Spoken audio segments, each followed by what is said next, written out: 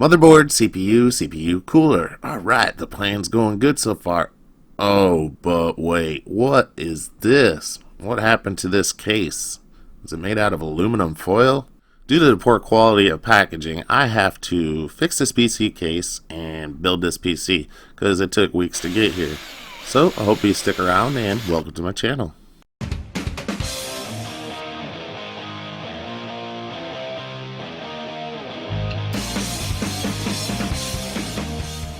But before that mangled case, I was testing out my new tools to use on this build. And, geez, from what I can see, there's a tool for just about everything in this Pro Toolkit for my Fix-It.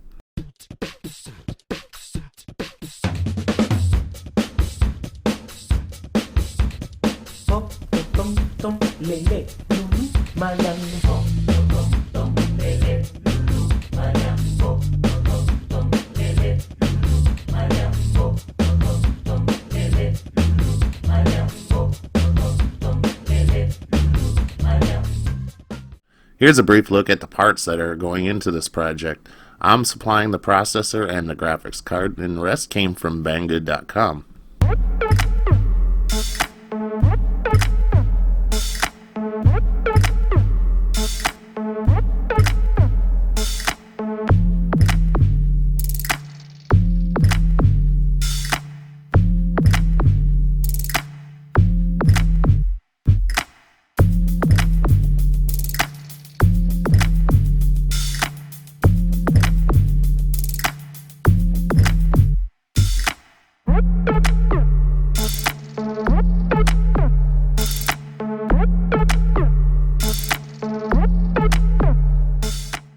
This is China's version of the H55 Intel chipset, and it's kind of interesting because it's like, wow, is it going to work? Is it going to work right? There's no driver disk, there's no instructions, so I wouldn't know what the pinout is, you know, if you haven't done this before. But if anything, it ought to be interesting, right?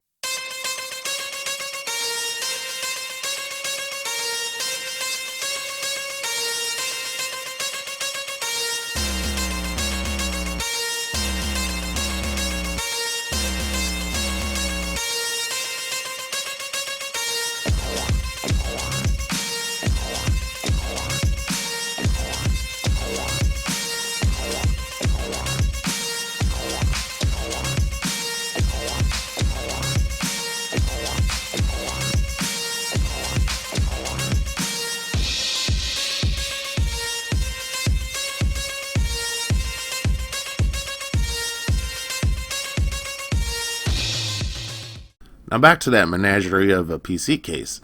Now, a drill and a hammer were not exactly the tools I had planned for this build.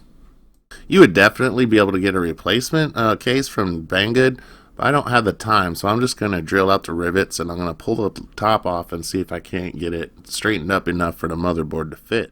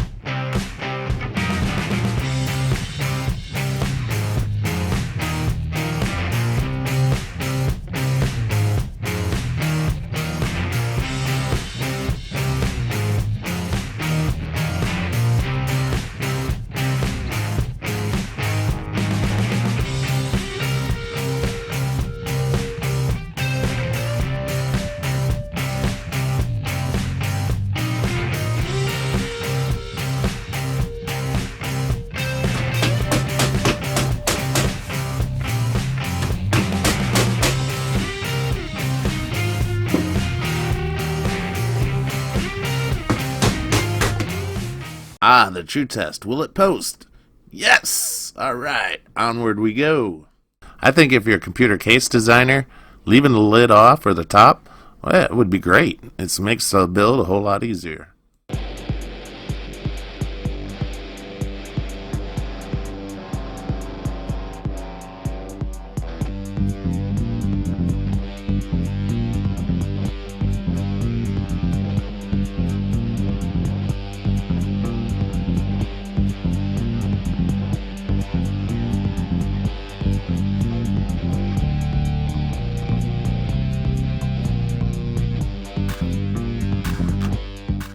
go with the wireless RGB control box that gives us all those cool lighting effects.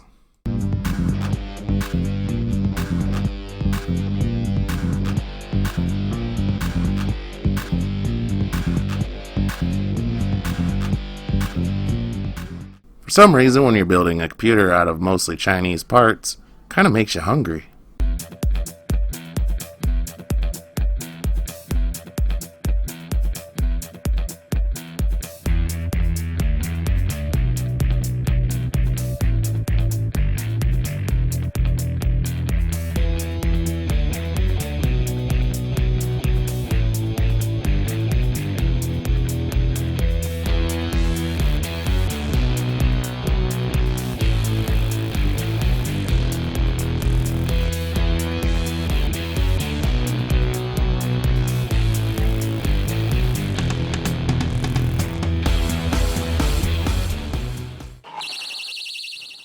Besides the case tragedy and the motherboard not supporting my RX 578GB, and I mean it crashed each and every time I tried to run Cinebench, I settled with a GT10 32GB GDDR5, which wasn't the plan.